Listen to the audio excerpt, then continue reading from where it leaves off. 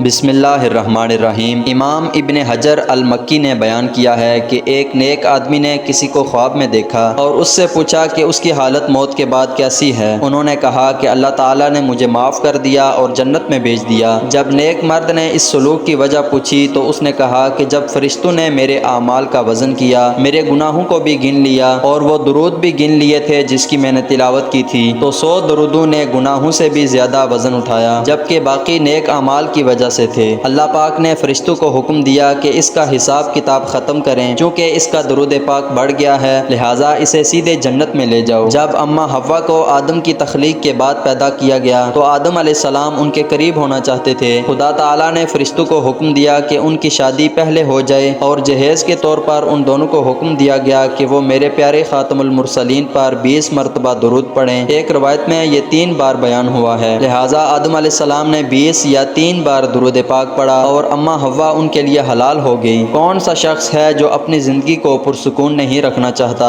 اسے زندگی میں کوئی پریشانی نہیں ہے، اس نے دولت جمع کی ہے۔ ہر بندہ جو اسلام سے وابستہ ہے وہ بھی اس کی خواہش کرتا ہے، اس کا خاتمہ ایمان کے ساتھ ہونا ہے۔ ہر ایک کی خواہش ہوتی ہے کہ وہ مرنے کے بعد جنت میں داخل ہو، جس کے لیے اس دنیا میں سخت محنت کرنا ہوگی۔ کوئی بندہ سخت محنت کے بغیر کوئی عام دنیاوی مقام حاصل نہیں کر سکتا۔ محنت اور مشقت کے بغیر آخری نعمتوں اور آخری مقام کو حاصل کرنا ناممکن ہے۔ آج ہم آپ کو ایک ایسا عمل بتائیں گے جو آپ کو اپنی زندگی میں مالدار بنائے گا اور رزق کے مسئلے سے ہمیشہ کے لیے نجات دلائے گا۔ آئیے ہم آپ کو بتا دیں کہ اس عمل کی بدولت آپ پر جنت الفردوس میں اللہ تعالیٰ اعتماد کریں گے، اعلیٰ مقام دیں گے۔ یہ کلمات نبی کریم صلی اللہ علیہ وسلم کے جالیوں پر لکھا گیا ہے۔ وہ کلمات یہ ہیں: لا الہ الا اللہ الملک الحق المتین، محمد الرسول اللہ صادق الواحد الامین۔ سامعین کرام، آپ کو یہ کلمات زبانی طور پر حفظ کرنے کی کوشش کرنی چاہیے۔ یہ مختصر اجر آپ کی دنیا اور آخرت کو روشن کرے گا۔ اس تسبیح کو روزانہ 100 بار پڑھیں۔ وقت کی پابندی نہیں ہے، دن کے کسی بھی حالت میں پڑھ سکتے ہیں۔ یہ چھوٹی سی مشق آپ کے لیے بہت زیادہ فائدے لائے گی۔ اس کے ساتھ ساتھ آپ سے التماس ہے کہ ہمیں بھی دعاؤں میں یاد رکھیں۔ اللہ تعالی ہم سب کا حامی و ناصر ہو، آمین۔